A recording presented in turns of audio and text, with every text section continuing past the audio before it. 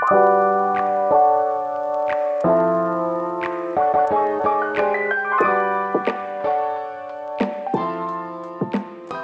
everyone, welcome to the Creating the Comics Addendum episode. So this week piggybacks off of episode 1, where we talk about writing for comics, and it features my interview with writer and creator of Path of the Pale Rider, Laurie Calcaterra. So this interview was conducted a few weeks ago, so I wanted to give a heads up that the campaign for the 3rd issue of Laurie's book, Path of the Pale Rider, is live on Kickstarter right now, or at least as I am recording and releasing this. So if you have a chance, please go to Kickstarter and search for Path of the Pale Rider, or you can check the link in the description.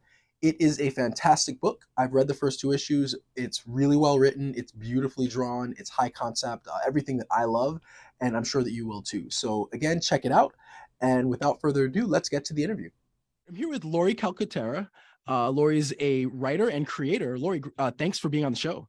Yeah, absolutely. I love coming on and talking about comics. Yeah, exactly. So it's been a journey for me, and it's been great to talk to different creators and get their experience and their feedback. It's been just really illuminating this whole process.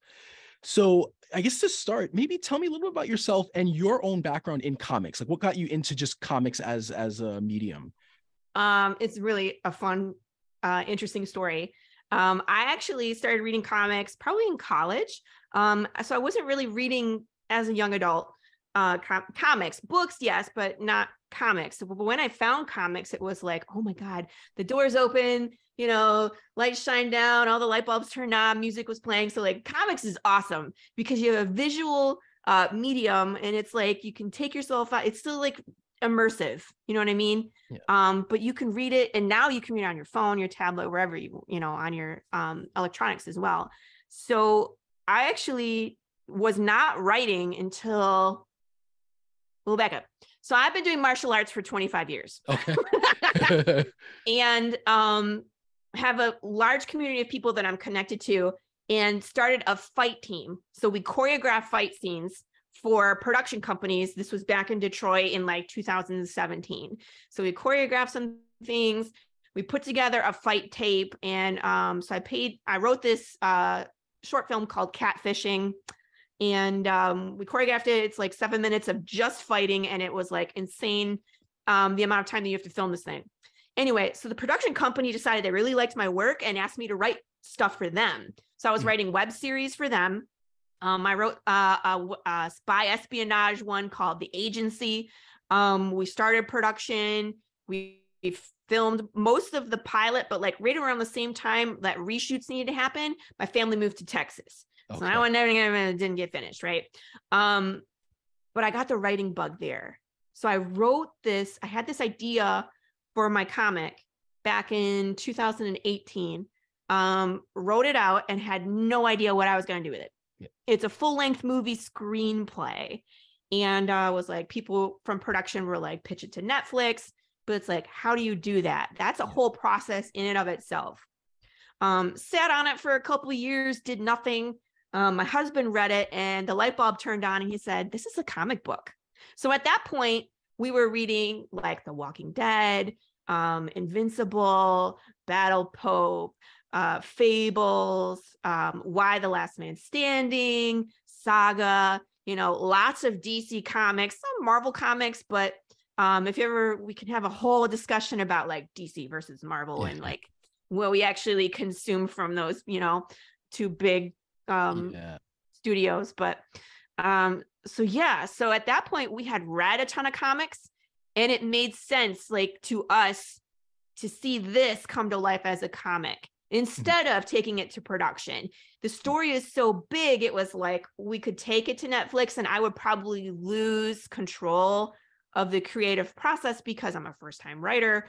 You know what I mean? So then it became like, okay, we want to make a comic book. How do we do that? Yeah. So, and that's kind of like the journey that you're on now. It's like, what do I do? Yeah. And then if it works as a comic, you're in the driver's seat if it is something that gets picked up by exactly. So at that point, it's like your series needs to have a following, but you get to develop the story. People are invested in the characters the way they are. So then if someone like a Netflix picks it up, they're in their best interest to treat it like Last of Us, Yeah. where they're pretty close to the script of what Yeah. happened in either the comic book or in that case, the video game, as opposed to changing everything like they did with The Witcher and then lost all their fans. Yeah. Right.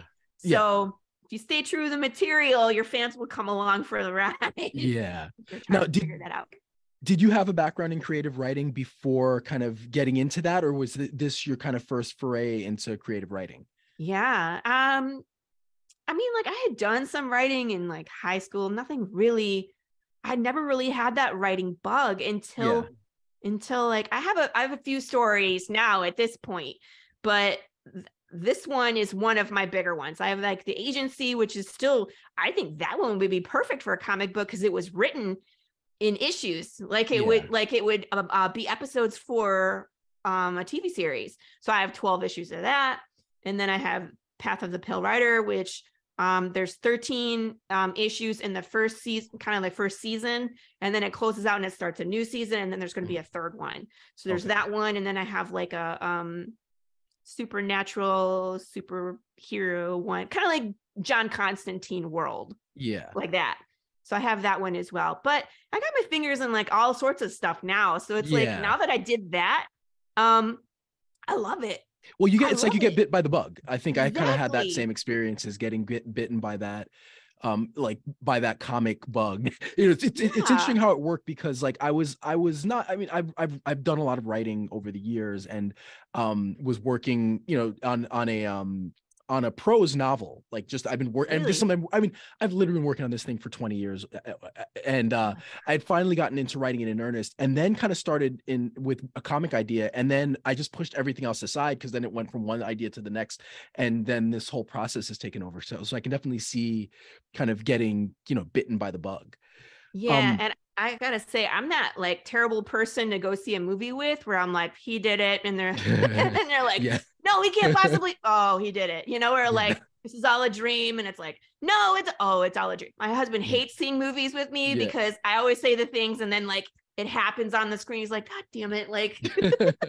That's so, actually my wife is like that. Like I'm it's funny because I'm the one that's I don't want to say she's very creative in her own right way, but I'm the one that's like that writes stories, and but like I could watch something and everything goes over my head, and she'll know like a few minutes into like a 2-hour movie, like, oh, it's this person or this is why they did it, and she's really good at that, where I'm like terrible at that.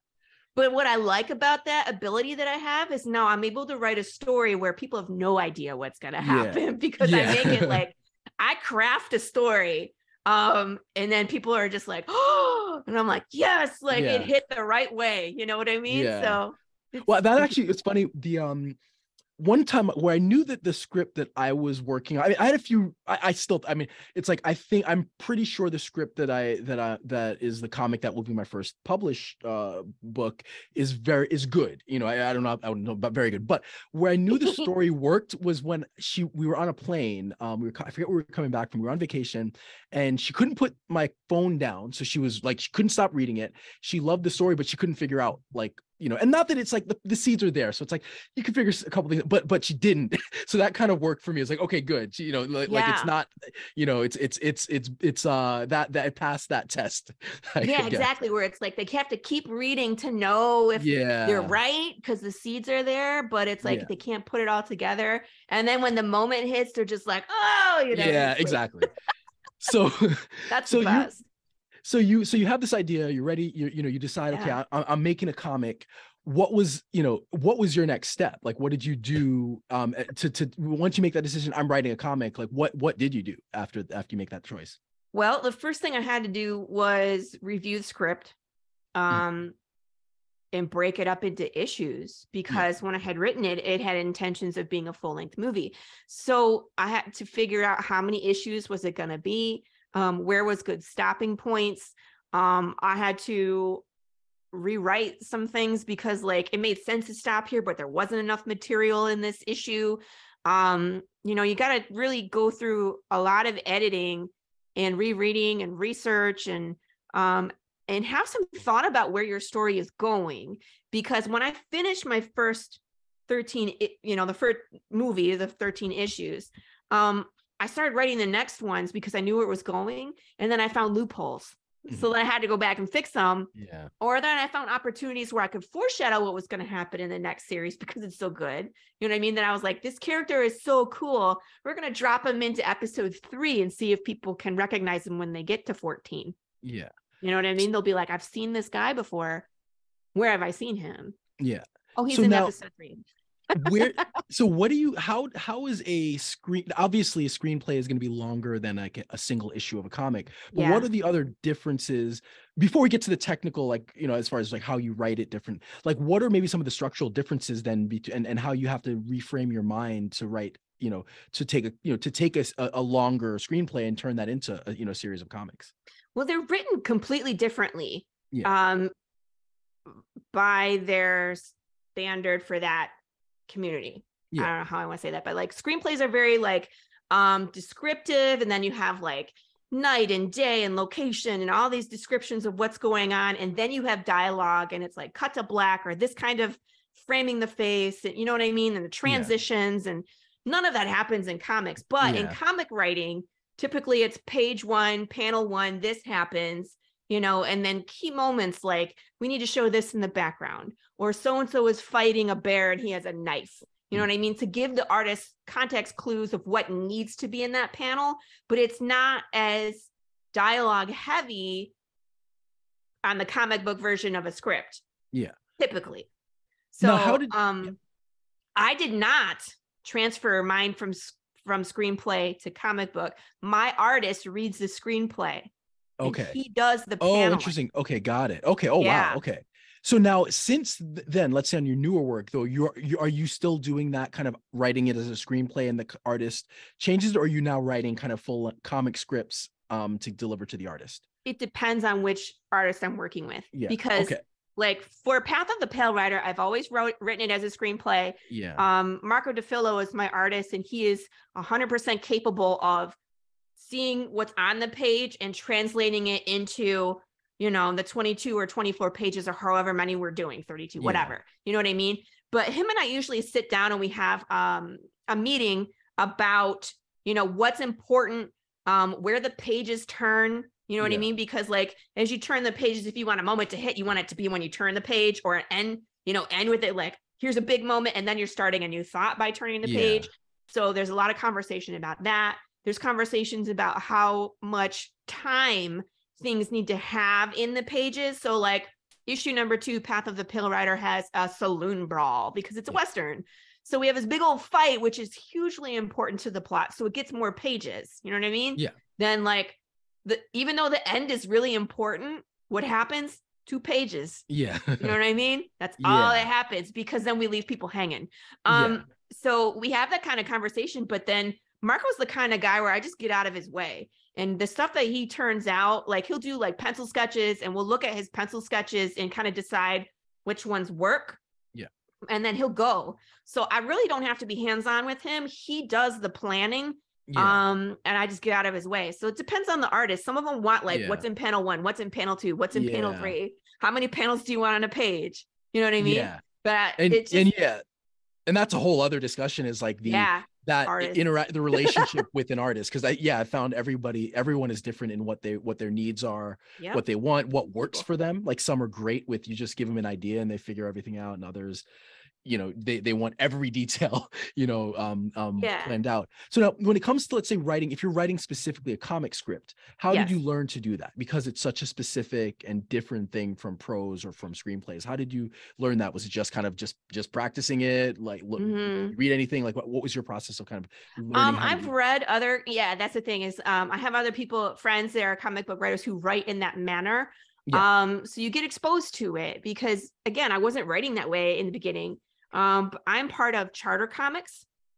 That's my publisher, and they have multiple projects where they bring in freelance writers like myself. So I'm part of that freelance team. So they'll have like, they have a comic book series called Psycho Sal, which is really interesting because it's broken up by 3 issues, 3 issues, and 3 issues. So the first 3 issues, there's a serial killer that's loose in 1980s New Orleans. and he's killing people and he's leaving things behind. And so it's about like the police and the detective that are trying to track down this guy and understand his pattern in order to get him, right? So that's 1, 2, and 3. 4, 5, and 6 are the same incident, the same time frame, but written from the perspective of the victim. Okay. Who is female. So I'm writing that one. Okay. 4, 5, cool, and cool. 6. Yeah. So again, like I get the script for 1, 2, and 3 because I have to know it happens in 1, 2, and 3, right? So that way I can show, her point of view of what's happening, but it has to line up time-wise, so it all is a continuous story. And then 7, 8, and 9 are then going to be told from the serial killer's point of view. Oh, wow. So Okay. that's a really, that's great. I've never seen that done before. It's really cool. So you get exposed to it, you learn it. My publisher is super cool. One of our CEOs his name is Chris Hayes, and he's a comic book writer. He's written multiple series. So a lot of times if I'm just not sure, I write it and I'm just like, is this descriptive enough for so-and-so? Because he's worked with that artist, and he'll be like, a little more. So it's also great to, like you say, find someone that's done it and then ask questions. A lot of people in this community are very willing to pass along information and help others grow, because we love indie comics. We're sick of the same regurgitated information all the time. We want the new stuff, the new and exciting and upcoming, right? That's what we are. And you get interesting stories, different perspectives. You learn so much. So I think it's and it is definitely a welcoming community that I agree. It's not like a bunch of people who are like afraid that you're going to take their spot or that you're going to encroach on, like everybody's very welcoming and warm. And it's been that's been a great part of like this experience as well. So what would you say has been the biggest challenge for you as a comic writer? As a writer? Yeah. Like as far as just writing comics, like what's been like the biggest challenge or most eye-opening thing, or something that like when you started that process, you would not have expected it to be as, as much of a challenge? I don't know. The writing comes easy to me. I'm sorry.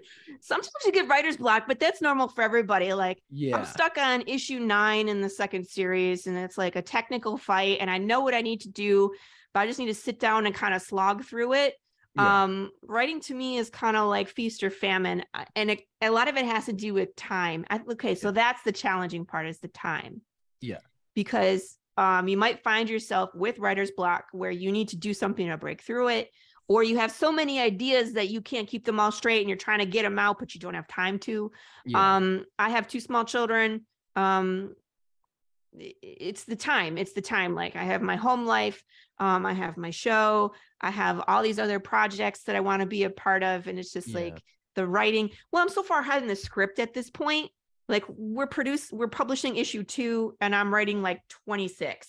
Yeah. Okay. So it's not a priority, right? Yeah, absolutely. So the timing of it, but I think I did it the right way, where it's like you get far enough ahead in the script where if you get to a block, it's not like people are like, come on, Laurie, where's your script? I need it because we have a deadline.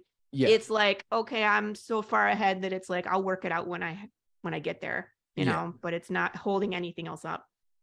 So now if you're talking to, let's say, a brand new writer, what would you say? Because obviously we've touched on it a little bit. Like, what are the differences, I guess, between writing prose and writing for comics? Like, what would you say is the thing that a new writer is going to need to be aware of if they're writing comics versus like? Because I do think there are people that maybe think it's way easier than it is. I think there are a lot, including me and a lot of people. I think when they get into it, it's like, oh, it can't be that hard, and then you get into it and realize how difficult it is. Compared to writing prose. I mean, obviously writing that prose has its own issue, challenges, just like a script or a screenplay has its own challenges. But what would you say is the main thing that a new writer is going to have to consider, if they're switching over from writing prose to writing comics?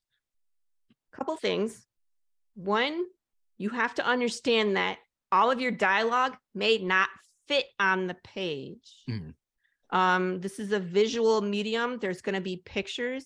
So if you have long drawn out exposition, it might not fit with, I mean, look at the screen I have now. There's me, there's a microphone, I'm sitting in a chair. It's like, where are you going to put that bubble? Here, you can't put it here. You shouldn't put it over the person. That's a rule. You know what I mean? So you got to figure out how you're going to convey information in a clear and concise manner, but still be able to elicit an emotion.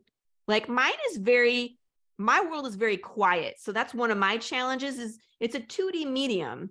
Yeah. So if there's sounds happening, we either have to create like a sound text bubble or something, you know what I mean, to explain what's going on, but it's not going to convey the same than if Pro Zero, like a loud noise happened in the background when so-and-so stepped on the rubber chicken.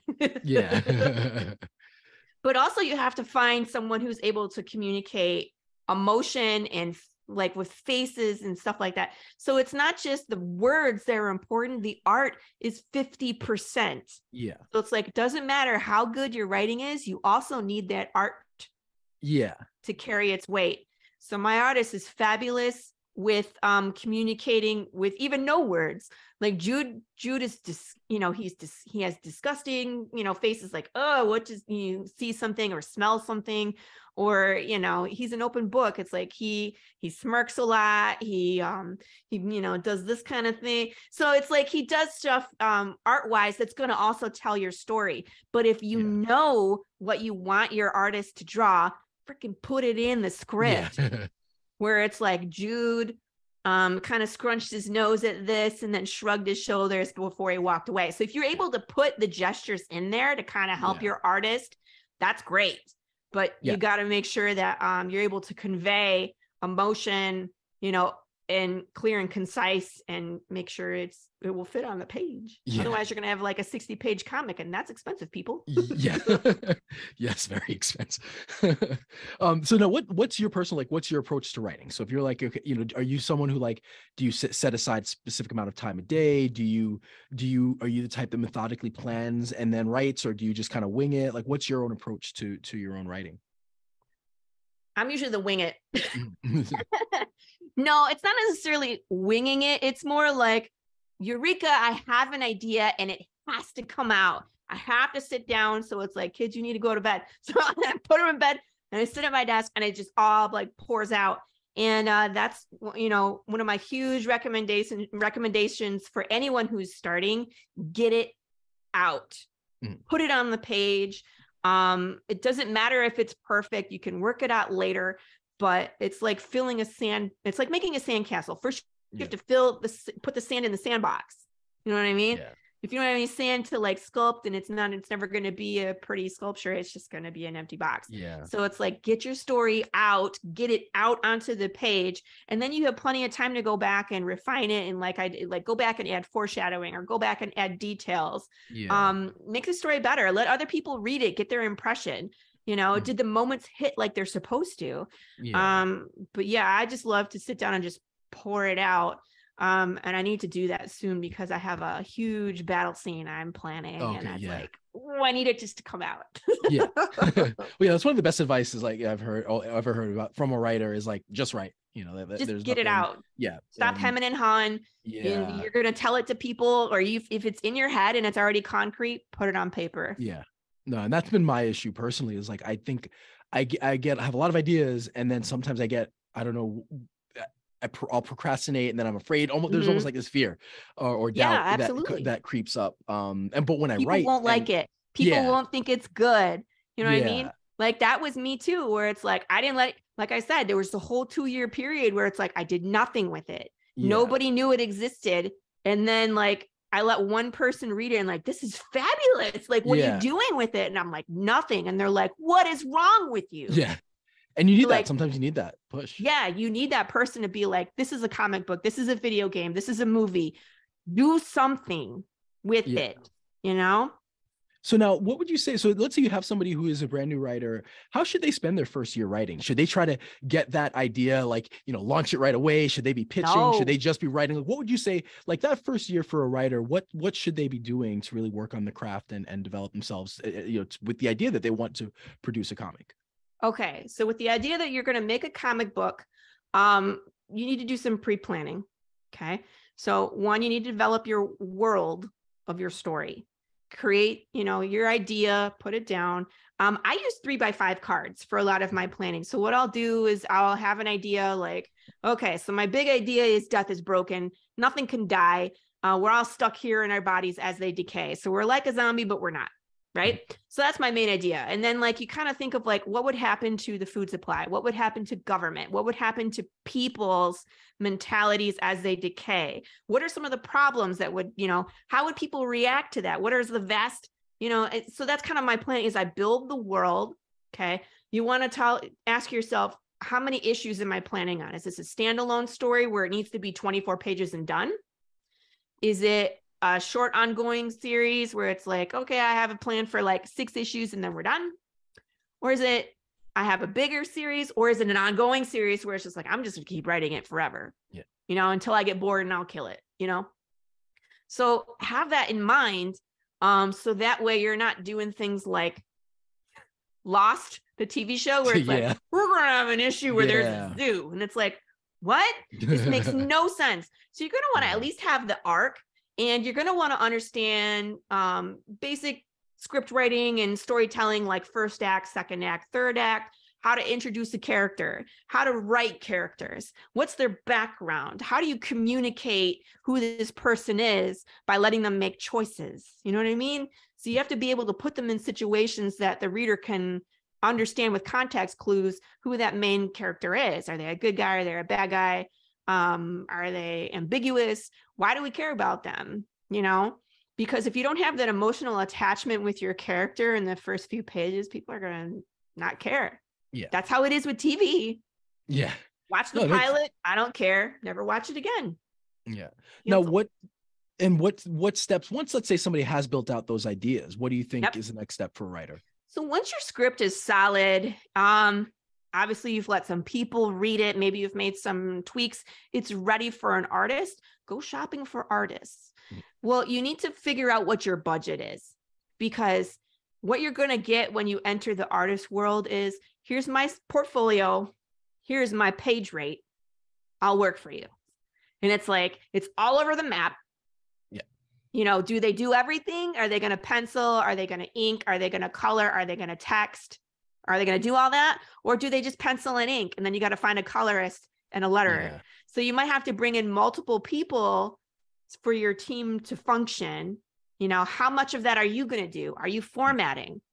Are you in charge of printing? Probably. Yeah. So you have to be able to write a budget. So having some financial background is always helpful, or at least being able to bring someone in with that skill. Yeah. Because if you're going to pay it out of pocket, or you're going to crowdfund it, or a combination of the two, you're going to have to figure out how much this is going to run you per issue. Yeah. Now, I guess that was kind of my next question. Maybe this is part of it, is like, what are some of the mistakes that you see first-time writers make?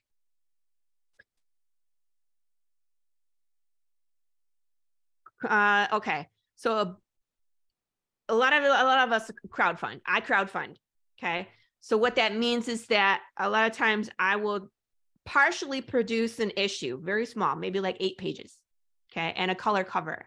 So I pay that out of pocket, and then I show people what they're going to get, and I put that on Kickstarter, and then I let the backers come, and the rest of those funds help pay to complete the issue. That's one model. That's the one that I use.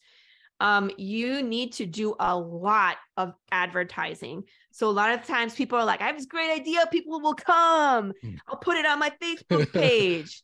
And that's it. And guess what? Their Kickstarter doesn't do a dime. Yeah. They get like their mom and their dad, their cousin, their brother, their neighbor. It's people that they know, but they never really get out of their own box and reach that outside audience. And that's key. The key is to get in front of your target audience so they can follow you. They don't know you exist. They can't back you. They can't support you. They can't buy your comic, and they'll never read your story. Yeah. So that's the biggest mistake, is that you have to do marketing, and you have to get out of your bubble. I don't like public speaking. Yeah. Guess what? You do now. Yeah, exactly. I think you have to be. You've got to. If you're not an extrovert, you have to find that piece of you to get out your there. Artist is. It would be great if you both were. You want to learn social media. Yeah. Because it's free. You understand how that algorithm works. You have to understand that when you link your Kickstarter and your Facebook, it's going to kill the algorithm and they're not going to show your post. It's the same for Instagram, Twitter. So it's like, how do you get around that?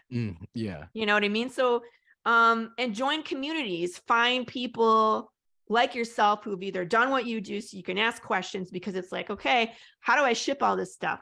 Yeah. Okay, what kind of rewards do I want to use on my Kickstarter? What dollar amount should I put on there? What should my Kickstarter look like? What should I put in my video? How do I make a commercial? How long should it be? How many shows should I be on? Yeah. Who should I use to print? And then that I mean, gets it like, just goes on and on and on and on. yeah. So if you can find the community where there's willing people, like I said, that will pass along information or at least point you in the right direction, that is key. So don't go into this thinking you have to do it all by yourself.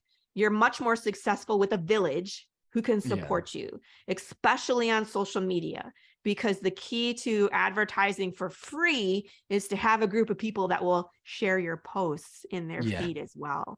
Yeah, no, that's great. Oh, this is all great information. So, as we wrap up, a couple questions for you. Who are your favorite writers? Or your favorite, it could be comics, could be could be, prose, whatever it is. Like, who are some of your places where writers that you draw inspiration from? Big inspirations. Well, definitely Robert Kirkman, Mm-hmm. Invincible, Outcast, or Oblivion Song, Outcast, Walking Dead. Those. I'm a big fan of those. Charlie Allard. Hold on a second. I'm looking for my big book.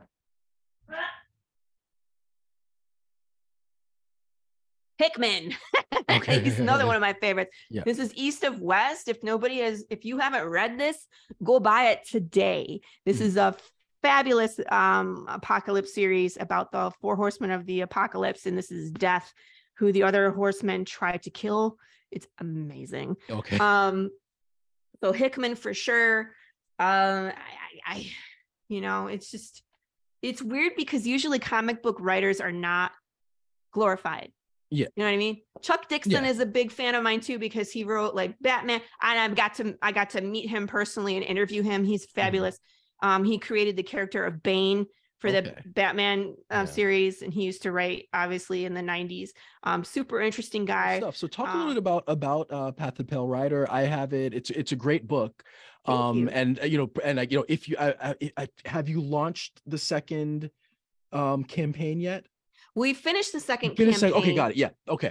We just finished the comic. It's going to print this week. Got it. Okay, cool. So that's where we're at. So talk about it a little bit.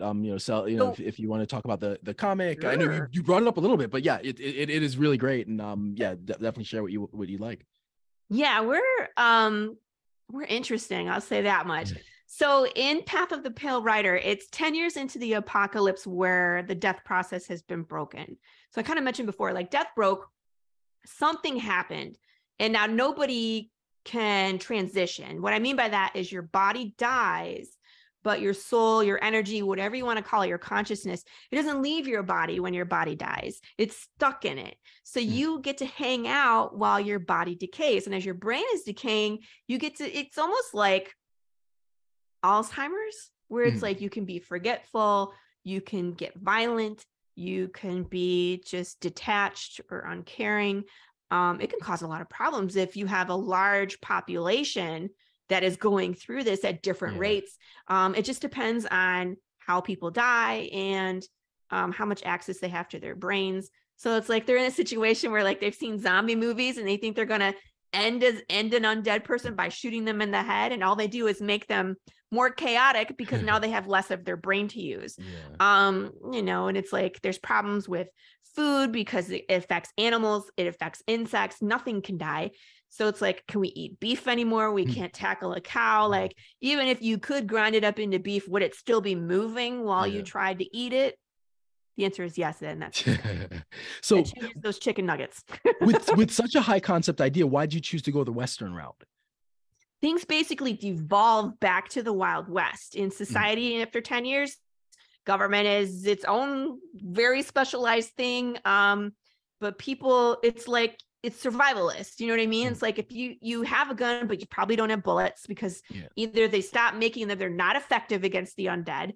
So it's like you have to kind of like pull together what you have.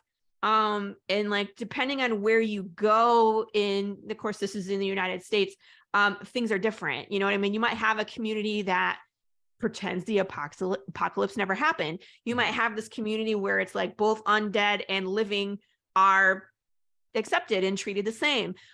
It just depends on where you are. And we're following this cowboy who's basically the last guy still looking for the answer. Why do the dead no longer die? You know what I mean? Any kind of crisis, people go into survival mode, and they stop looking for the answer. How many zombie movies, and this is a pet peeve of mine, how many zombie movies have you watched where they're like zombies, but then they're like, we don't know what happened and we don't care. Like, they never answer the question. Was it a virus? Like, certain ones, like 28 days later, it's a virus. You know what I mean? The Walking Dead, they're like, it's something that came down in a meteor, and they never really explain it. Right? This story is the why. So our cowboy is going through the wild and he's still looking for the answer. He has followed basically every conspiracy theory that's out there, trying to figure it out, and has kind of like pinpointed it to this one guy he's looking for named Dwayne Fink. So issue 1, he's in the wild. You get to see Jude make a lot of decisions. He interacts with like a lady and her young child that's like was born after the apocalypse had happened, how he interacts with his horse, almost gets eaten by wolves, almost gets eaten by this undead bear. And then the consequences to his decisions and how they're so dire. Like, this world is so unforgiving. Any little thing like picking up a glass on a road can have major consequences. So that's kind of like issue number 1. Issue number 2, he gets to this town. He finds this guy, Dwayne Fink, but then he's the town drunk. And the people there are very unfriendly. And some of the decisions, I don't want to spoil this one because it's just coming out. So some of the decisions that he has to make in order to talk to Dwayne Fink, it's iffy if he's doing the right thing or not, or if we can even trust this guy that he found, because it's like he's standing on tables saying crazy crap and who knows if it's real. So it's a fun ride. But the cool part is the other stuff that we've built into the project. So there's the comic, and then on the back cover of every single issue is a riddle to solve. So if you solve the riddle, it'll either send you to like a group of other people that have solved the riddles, or you get to interact with one of the characters from the story. You might be sent to a YouTube video where it teaches you how to hack like a disc that they wear. It might send you to a web page. If you put in the password, it has like CDC videos of how they were testing on the undead. So I built this whole like a rabbit hole that people can fall into, where you get to explore and participate in the world. And then we do short films with it because I love production, right? So we do these short films that kind of explore the things that you're not going to see in the comic, because it's told from Jude St. Clair's point of view. So if he's not seeing it, you're not experiencing it, but there's so many other things that happen that I want to show. So the fun part is they're fan interactive. So if you watch, I have a YouTube, it's just Laurie Calcaterra. If you go watch the other short films, like the first one is a commercial for the undead retirement community, and they're spliced with riots and unrest. So it's like a commercial you might see on the TV, what we want you to think the world is versus what's actually happening in this world. Oh, that's awesome. And then the second one we did, there's a ton of fans that came out for it. It was a ton of fun. We tackled conspiracy theories. So what do people think broke death? You know, and they were allowed to say whatever they wanted. And some of the things that came out was really interesting. A lot of people said food. I don't know if anybody's been watching Last of Us, but they were talking about how it was like food related, which makes sense for it to be a global pandemic, because if it's like flour or sugar and it's contaminated, that's in like everything, and we all get it, right? So a lot of people in my conspiracy theory video, which came out before Last of Us, by the way, it was like sugar and like organic food, GMOs, McDonald's. But then people said crazy stuff like pygmies and voodoo cats and all sorts of stuff. And then that one was fun. I usually do some stunts, like I got run over by a car at the end of that one. We did a shooting in the first one. Like we do fun stuff. Wow. And I have plans for like the next one. So it's like, it's a lot of fun. Yeah. That sounds like it. So now so if you can, where can people find you on social media and share your podcast, YouTube, all that information? Well, I guess what's the username or channel or podcast title? I'm on Facebook. There's a Facebook group for Path of the Pale Rider. You're going to see a common theme here. My Instagram is at Path of the Pale Rider with underscore between all the words. So at path _of_the_pale, blah, blah, blah. It's the same handle with all the underscores for TikTok. On Twitter, I'm at Path Pale Rider. We have a webpage, www.pathofthepalerider.com. I'm on Charter Comics. You can find us there. You can order issue 1, 2, and the Choose Your Own Adventure book, which came out with this issue. So that's chartercomics.com. I have a show every Tuesday on the Comic Related Madness Network on Facebook. We're on YouTube. We're on Twitter. And that's Tuesdays at 11 a.m. Eastern Standard Time. And we do the same kind of thing. Like you can come on my show. We'll launch your Kickstarter, right? And it's like, I'll have guests. Like I had Chuck Dixon. I get some actors and actresses on there as well. Margene Holden, just whomever. Like I have my other comic book friends know they come to me when they're launching their Kickstarter, so I can put them on the screen. Awesome. But we have fun and we talk about all sorts of stuff and we do panels, and so we're there. I think that's pretty much it. Cool. Path of the Pale Rider, we're everywhere. Yeah, find us. Well, that's great, and it's really like a wealth of information. So I really appreciate it. Thank you for being on the show. Absolutely. And if you're making comics, come find me on the Madness. It's the Comic Related Madness Network, or Comic Related Madness group on Facebook. There's huge communities out there for comic book creators, comic book artists, comic book writers. There's editor groups. There's connecting writers with artists. There's all sorts of resources out there that someone like myself or people in the community can point you in the right direction. So you already know all these things because you're there. But some of them, but there's some I'm learning a bunch now myself too. So this is great. Yeah. Well, thank you so much. Absolutely. If you haven't already, please like and subscribe to the channel. We can be found on all social media platforms at portable_whole. And if you want audio-only podcasts, we're on all major platforms at Portable Whole Publishing. And email us at portablewholepub@gmail.com.